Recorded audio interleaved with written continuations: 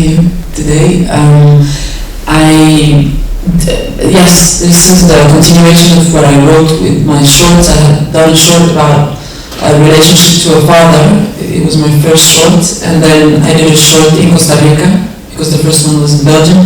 I did a short about a teenager that wants to have sex for the first time.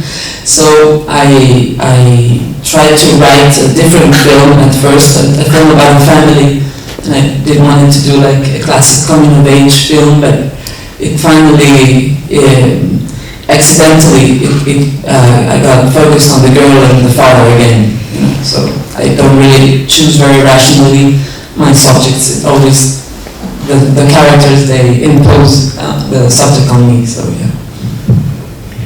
Which directly links us to the script writing. I read and watched some interviews with you where you're talking about how you write your scripts, and I find it quite fascinating because you don't really write the dialogues per se. Could you tell us a bit about the script writing, please? Yeah, well, I do write the dialogues, but then I don't give it to the actors, so they just know the situations they're going to play in, and then they improvise. But also I don't write, I only write characters, and then I put them in situations, and I write scenes I would like to see, and I never think about the structure before or the subject of the film, because I think that's a way, more organic way, a more intuitive way to make things appear, you know. And so for this film, I didn't really want to talk about violence, it just happened at some point. And what I had at first were the characters of the family, so I had this little girl that would pee on herself, and I had a cat, and I had a mother, and then I had a house. I knew I wanted this house, and then I had this poem that existed before. I didn't invent the poem.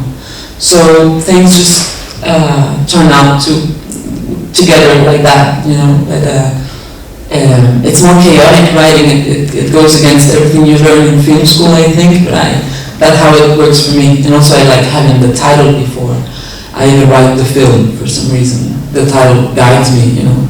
It's sometimes you should choose it afterwards, but I choose it before. I was wondering then, since you work it in this way, an unconventional way of writing a script, do you think, or does the script or the film change a lot in the editing room then? Since you're quite free with the structure and you haven't really made the decision how to put this all together. Could you tell us about that, please? Yes, well, I had to cut a lot in the editing room. I was a bit sad about this, but I had the character of the mother, she disappeared a lot. And well, I think you can tell in the film a bit.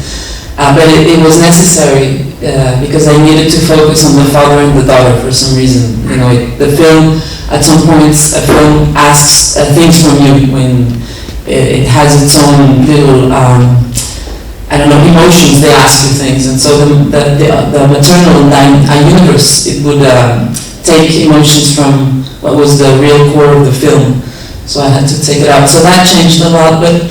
Otherwise, it doesn't change that much, and during the shooting, not that much. In my shorts, for instance, I never had an ending, and I shot different endings, always like 3 different endings. But this time, I knew the poem was the end of the film, so it was easier. But yeah, a film is never really over. When you write a script, it will always change. You know, that's what's so scary about the whole process, and that's what I like about it. Yeah.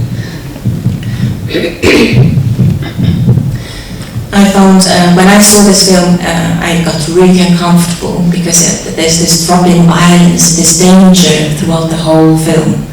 And but I think you do this really subtly and with a lot of sensitivity. How you tell a story without using words, just the imagery, like for example, when the little girl wets herself in the car, when you see the reaction of her bigger sister, you know then that this has happened so many times, that their father is such a violent man every now and again, and that they can't really deal with it.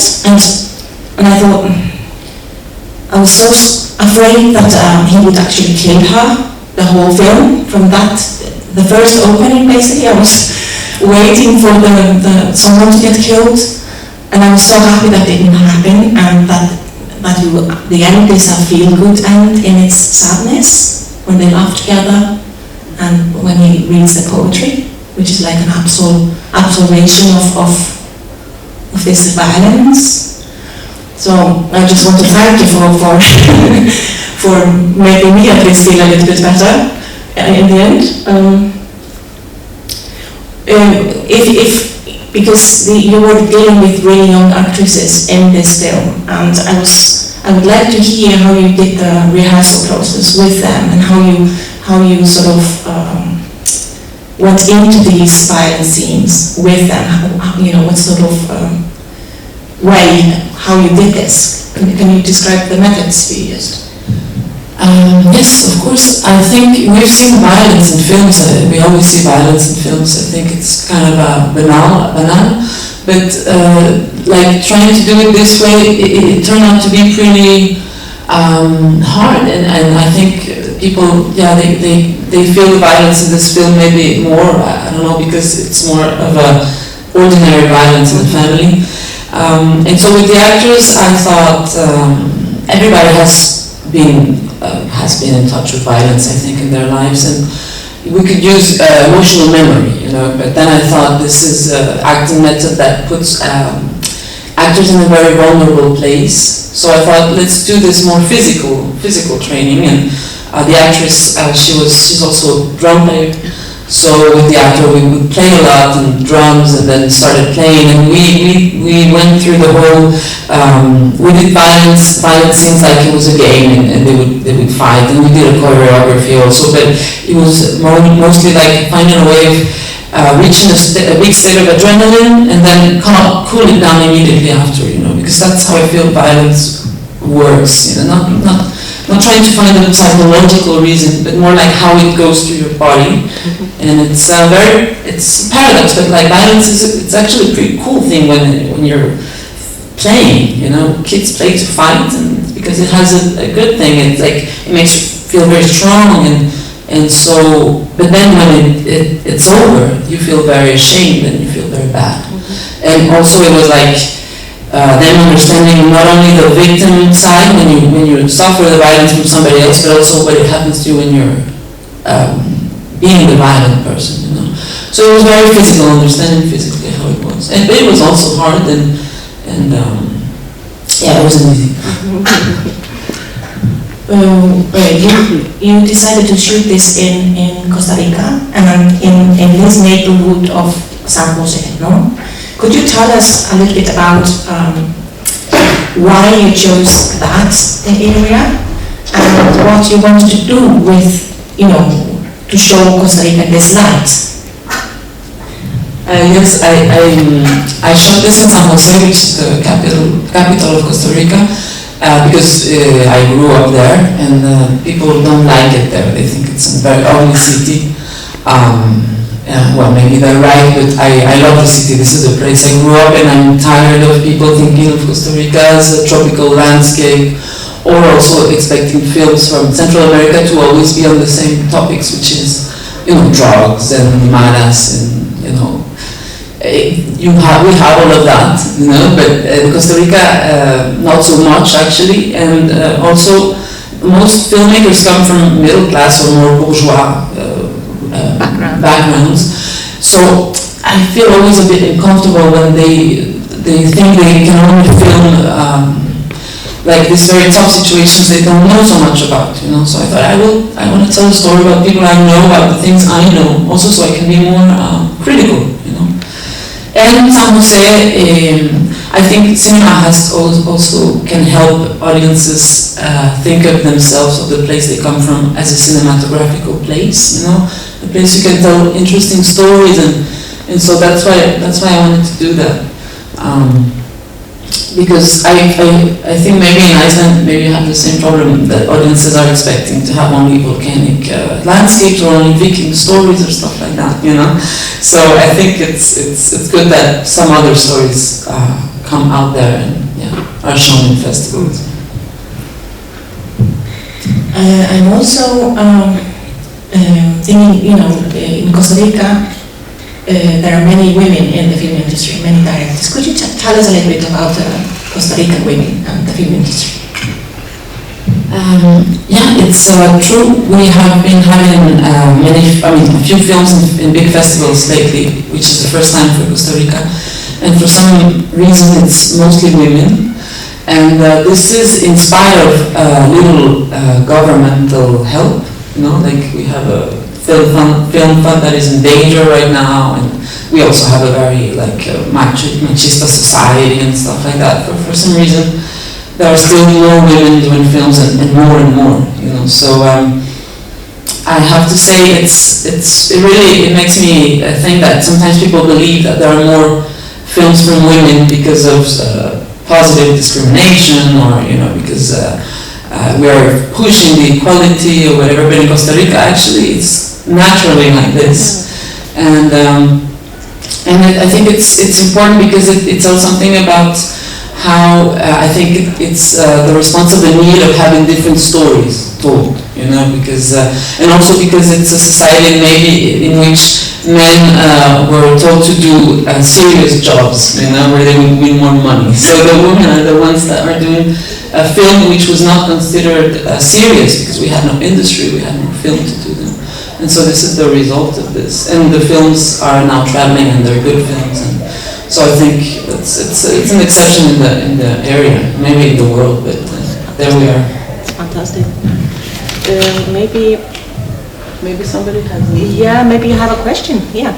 Yeah, thank you for your film, and I think it was really touching. And I also wanted to know from the end. I mean, you said the end was the poem, but I really like the end when they're sitting in the police cars. And I wanted to know, because for me it's like, your characters are not like good or bad, and they really carry both sides. And for me, it's really like, okay, yeah, it's not that easy. And I wanted to know, how did you work with them as an ensemble, and how did you cast them? Because I think it's so believable that they have all these connections to each other, and at one point they feel like this, and the other point like that. And how did you work with them to create this? Well, I casted both of them. I mean, the father is an actor I had worked with before, and the girl, she wasn't an actress, and she just responded to, she was a teenager bored with COVID. I mean, she was a pandemic in her house, and she saw the thing and casting thing on the internet, so it was really like, we were lucky. But we worked like, it was very simple. I just asked them to be non-judgmental with the characters, Because an actor can actually be judgmental with its own character, and so you can hate them. You can hate them, and know that the idea was to try to just be the character, and they worked together, and it was really very simple. Also, just getting to know each other for at least 2 months before the shooting, and not working directly the scenes, but just doing other stuff, and creating a physical complicity, So that was it. But really, it sounds very simple, like do not judge your own character. But it's not that easy. We had to work a lot on that. Also, violence. It's easy to judge it because if you consider it has nothing to do with you. But so for the male actor, it was hard to accept that it had to do with him, also as a human. He knows those places, and so yeah, that was an interesting process. More questions?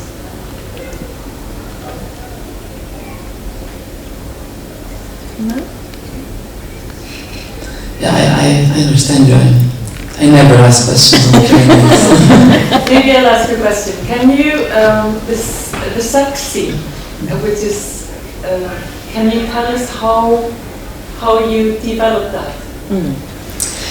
Yeah, the sex scene. I wanted to show a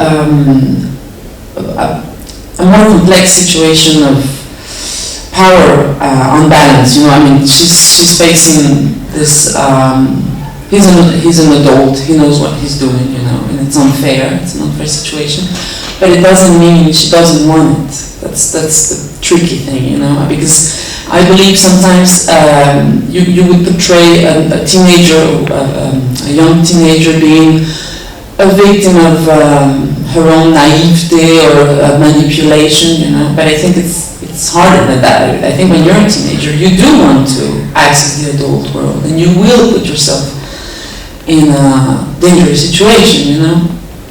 And there is consent, and you don't have to be pushed or you know, forced into the situation. It will happen very smoothly and very naturally, and that's what I wanted to show.